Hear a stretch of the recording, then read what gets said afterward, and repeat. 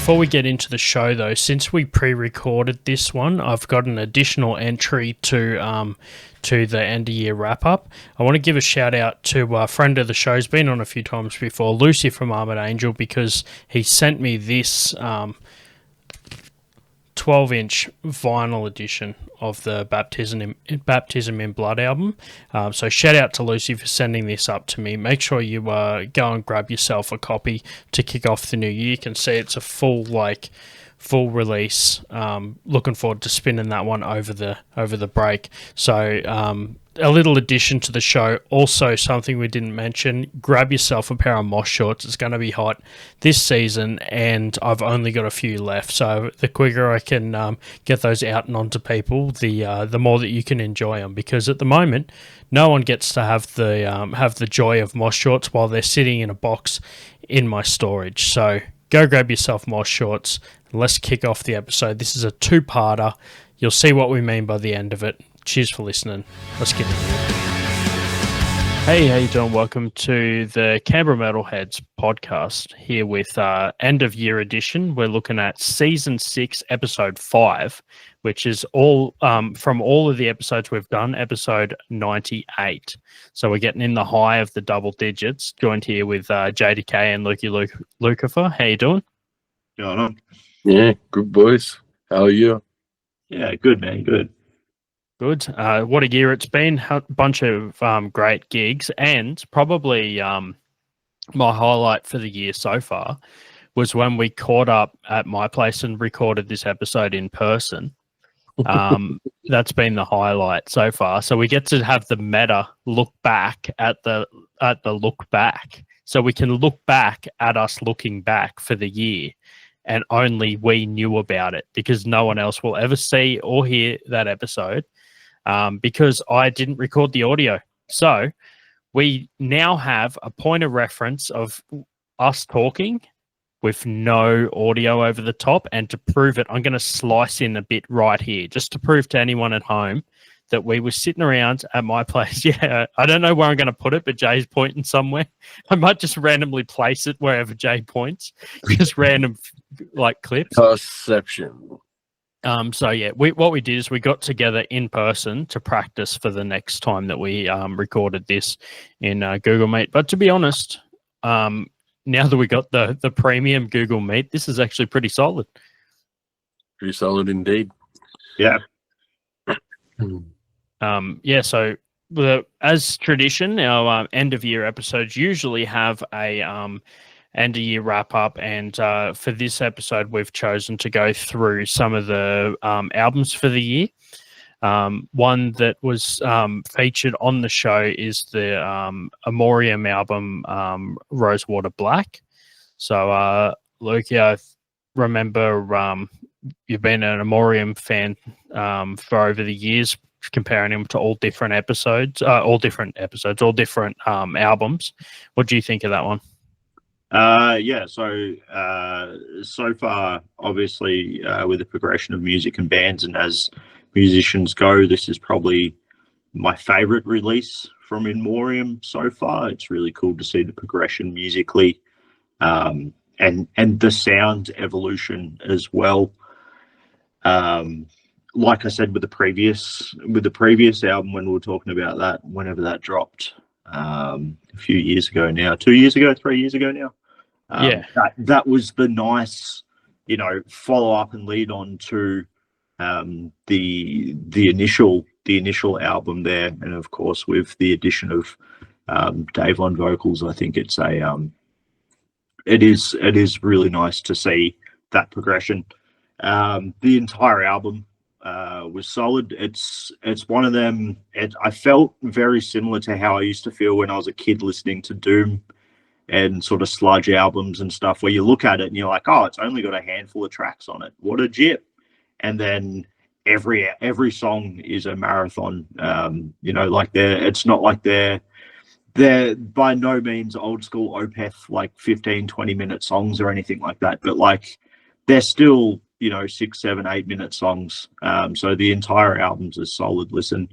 I think it's the second track in there, Chains, I think it is. Was the standout track on that one for me. It was a nice just good atmospheric feel to it.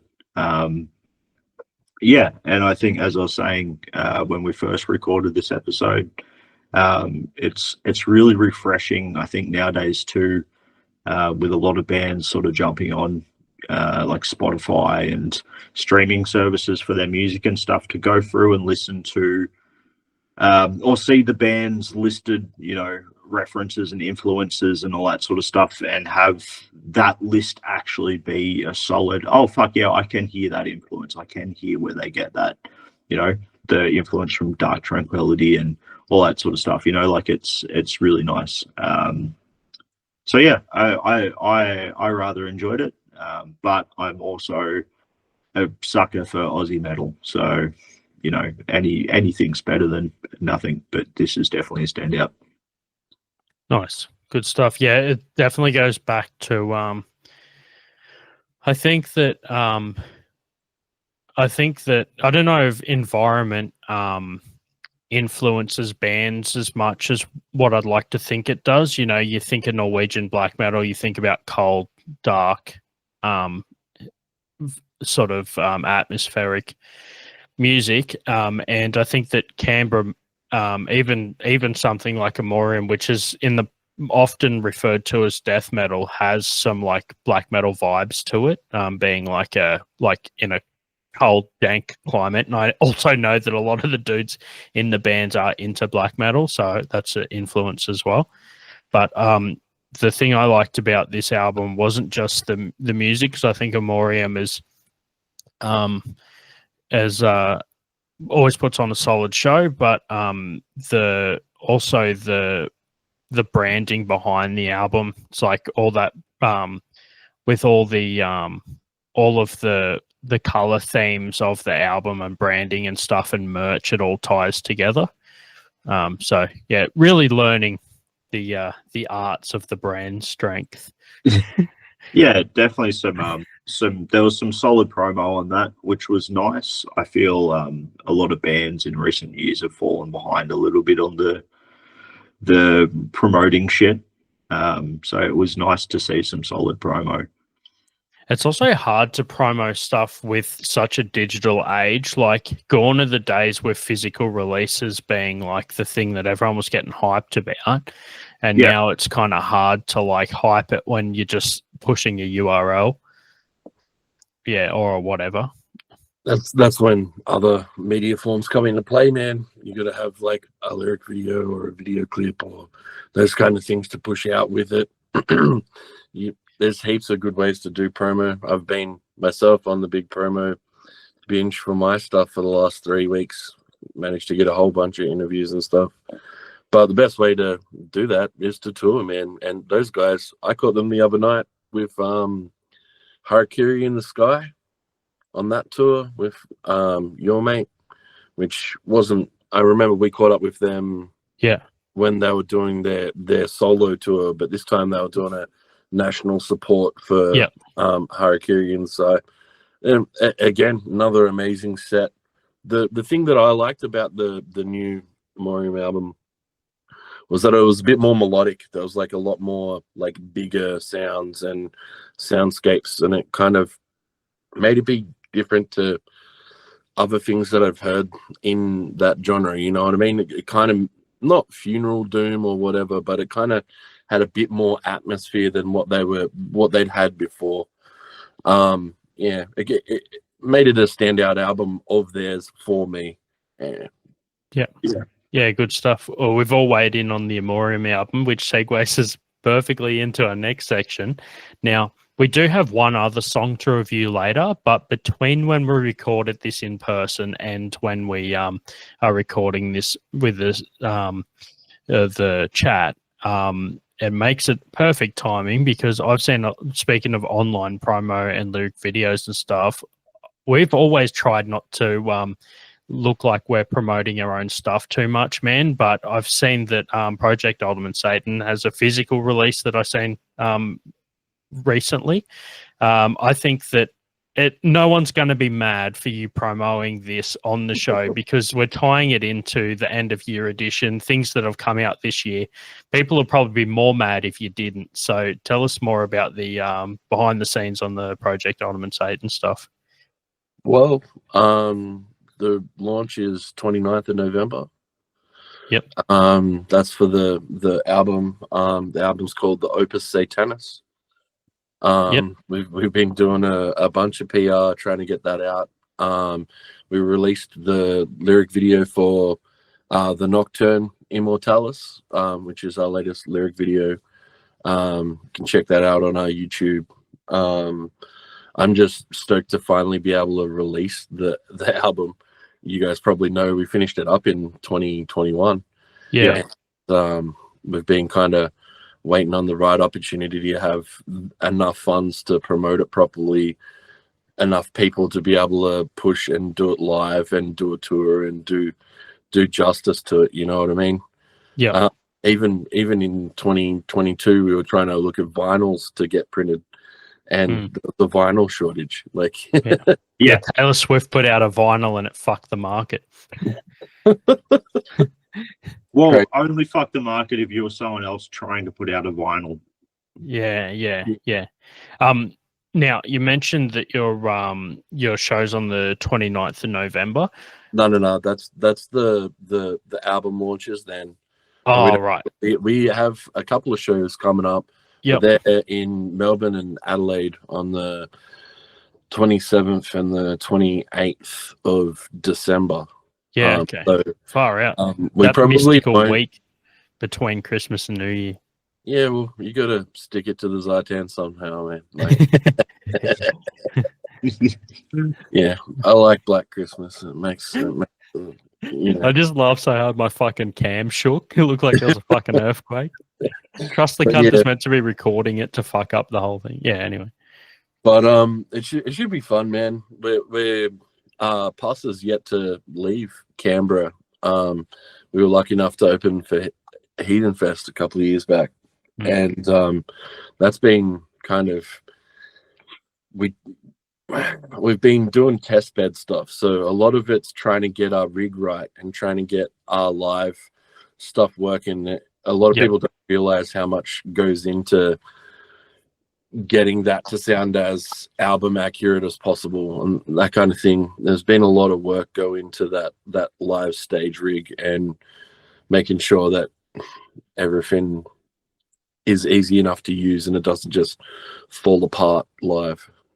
Yeah, for sure. And I think especially with the amount of layers that are within Puss, I was talking to Scotty about this probably after the third or fourth jam you guys had where you sort of brought everything in. And Scott was like, it's crazy. Like there's so much shit going on. But one of my favorite things was, so you listen to it and like we've a lot of your stuff I've sort of been lucky to be a little bit privy to it as it's happening, so I hear the layers, hear the guitar tracks and so on. But Scotty sent me a video of you guys jamming, and because it's all digital, it's just a bunch of dudes with earphones on and you just hear like the Squeezecars guitars happening. Yeah. And that's about it. And he's just like, it's absolutely silent, but if you put the headphones on, there's like a full orchestra happening, there's like, you know, symphonic shit happening. Like it's so good. Yeah, it's silent jams are pretty crazy. Because we use the electronic kit and all that stuff. No cabs on stage at the moment.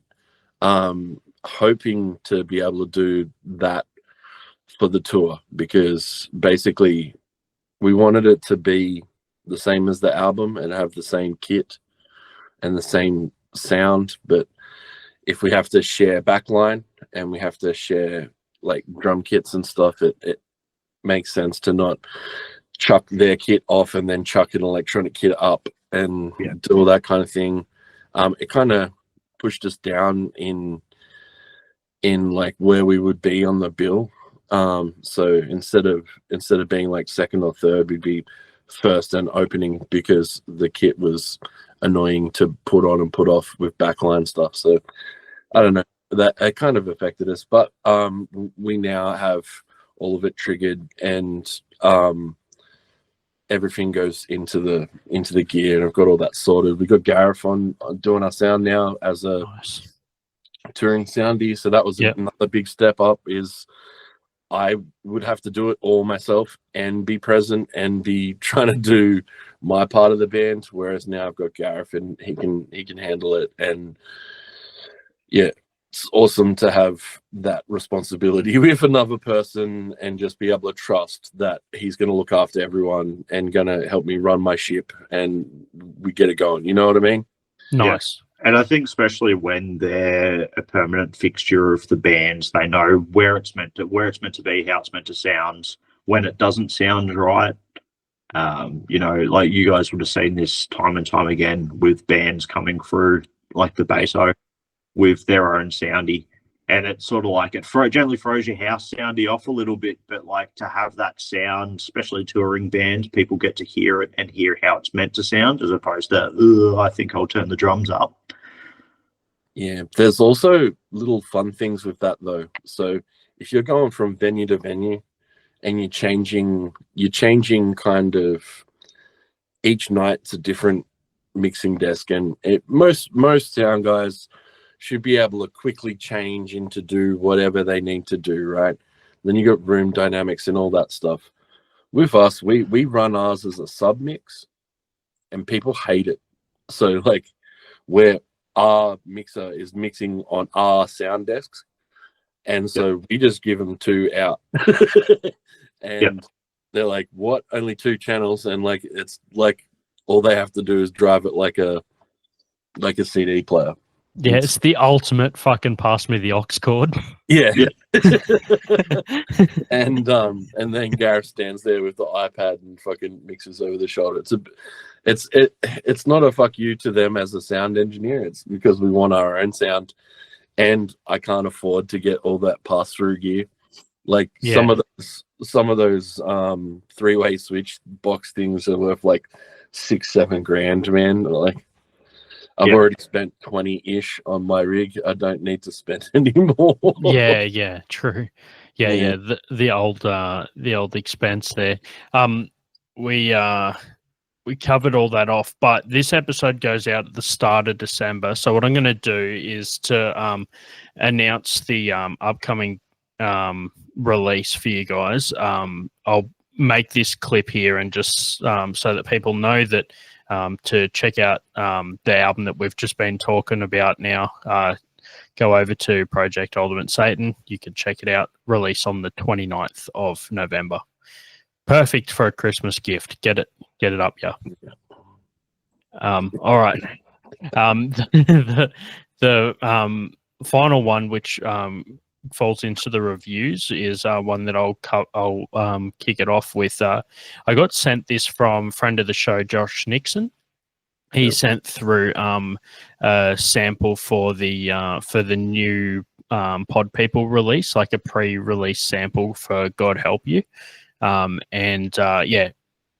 All I can really say this early on is I'm looking forward to hearing some more Pod People. I've always been, since I first, not just the band, but all the blokes from the band, like when I've seen them out and about, it's like, oh, cool, like that, like there's so much knowledge and experience in that band to see all come together and still putting stuff out. It was good to get a pre-release viewing of that one. So standard Pod People style, man, they don't venture too far away from what they know, which is good, but it does have a newer feel to it because it's a lot I think it's a lot more tighter. I think that the experience shows over the years, because like what it's been, I think their last release that I had was so many years ago compared to now. Like they've been out for a fair while from what I've seen. Yeah, so it's good to see them coming back and putting things out. Even like similar members, like I think the last episode that we did for one of our end of year ones, like 2019 or something, 2018 maybe, was with Josh talking about I Exist. And you never know when they're going to do their last show. Like, who would have known that the last Pod People show was going to be the last music you'd hear until now? So, it's cool to see them back up and running. And from what I've been told, the full release will be is planned for next year. So yeah, what's I sent that one through as well. What's does anyone else have different opinions from that, or do you think that was pretty much the same? No, I think like you definitely nailed it, and it's what from what I heard of it. It was definitely what I was expecting to hear. A little bit rock and roll, a little bit sludgy, a bit grimy, but cool with some great, as someone that fiddles around with guitars, some nice sort of, guitar aspects and, like just good music aspects to it. But overall, very like what I was expecting. It's not like, you get the band you love and you put their new album on, or you hear the new song or something, and you're like, this sounds nothing like the last one. JDecay just low key adjusting the cam there. He's like, oh, he's trying to suffocate me. He's like, yeah, it's like, yeah, just points. But yeah, I think that Sorry, also, that's okay. Yeah, so I think that the main thing about that was the release, as we were talking about before, really does affect how I listen to it. I still buy a lot of Doom songs on vinyl. If Witch Girl puts out a new album, I'm the first, not the first. There's a lot of dedicated Witch Girl fans, but I'm within the first batch of releases to pre-order it from Rise Above, because I feel like Pod People, I Exist, Witch Girl, all those Canberra like Doom style bands, or whatever, like in that same vintage, like if they've got like a lot of experience behind the bands, it always sounds better, I think, on vinyl. So that's where I listen to them. So I'd be interested to see what formats the Pod People album comes out on. Yeah, that's what I reckon. Yeah, for sure. I mean, I'm a sucker for collecting anyway. So if they put it out as a fucking a CD, a tape, and a record, I've got to buy the CD, the tape, and the record. It's like when Namaza put out the album on the USB stick, and now I just have one random USB album in my collection that's just hanging. People are like, why have you got a necklace hanging up in your record collection? I'm like, oh, no, it's an album. Like you've got to have it. So, yeah. man, I'm into records and vinyl, right? We try to release ours in vinyl, but like, it's really hard, man. I think it's more nostalgia that a lot of people feel for vinyl when they hear it, because like you miss them like 60 hertz and down, like yeah. When I'm listening to, like, man, I had my first chance to listen to Lossless the other day, Atmos, in like an Atmos room the other day. That was some crazy next level shit.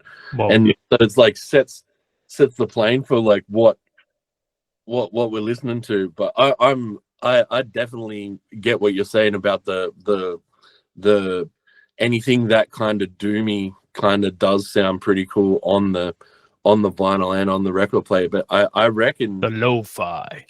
But yeah, because it has that lo-fi feel. But yeah, man, the frequency range thing does my head. You fucking tech heads. Go and play 8-string guitar. Fucking hell. Sub on JJ Lahore's fucking guitar would shit me, dude. Yeah, true. You actually got me there. See, I'll sit back and watch this episode in 10 years' time when I'm like Jay and go, where's the frequencies? I'm just not there yet. My musical eyes aren't open. I'm very spoiled. Yeah, I don't know. I think I've gone backwards in the fact of like when I was in my teens and I used to run sound at like, starting in high school and then doing it at gigs and shit. I was all over it, and I had like 3 records in my collection. And then I got into like raw black metal and just shit. And like, man, I listen to stuff that sounds like a fucking potato dying in the sun. on a record and just sit there and watch like a fucking Neanderthal as it spins around. I'm like, this is pretty fucking good. Yeah. It's like that whole, like, you're trying to show someone else and they're like, it sounds like crap. Like, no, this is like peak audio. This is great. Yeah. So like mono, like to me, like you could run like half my shit through like a mono speaker and I wouldn't even notice the sound fucking difference. Like, But I'm the same with you, man. Like, instead of having the bigger rocker kind of dooming sound and stuff, I love peak black metal on vinyl. It just makes it even shitter. It like that's where like I've got a I was listening through some tapes the other day and I've got an old I've got an Absurd album and a what was it, fucking Abysmal Misery album, Basic Hate album. And I put it on and I was like listening to it. I'm like, yeah, this is pretty good. And I like got to like the Absurd album and I was like, I don't know if this is like, if something's wrong. I listened to it. It's like they record it and then you get the same album on the double side because they didn't just leave a side blank. So you've just got like turn it over and listen to the album again. And I'm listening to it and I'm like, fuck, this sounds a bit like, this is a bit how you going. And then I look at it and realize like all the tapes sun faded. And one of the houses I've lived in, that part of the shelf must have been directly brutal. So I like listened to this album like 4 times and I was like, oh, the tape's actually fucked. But I didn't notice. It was just, it still sounds like it's meant to be. But then I listened to it as like a like MP3 file and I was like, oh fuck yeah, this is ruined. Yeah, right. Get your fidelity back. Yeah. All right. Well, that wraps up the end of year edition. But what we're going to do is a special edition after this episode. So this one comes out at the start of December. But keep your eyes peeled because I'm going to put out, being the metalheads that we are. This is season 6, episode 5. So tune in 2 weeks to hear the second 6-minute clip at the end of this episode. So finally we can release a season 6, episode 6, 6-minute video in 2 weeks' time. So see you back here in 2 weeks to kick off the next one. But until then, peace. All right, Stay metal, motherfucker. Stay metal.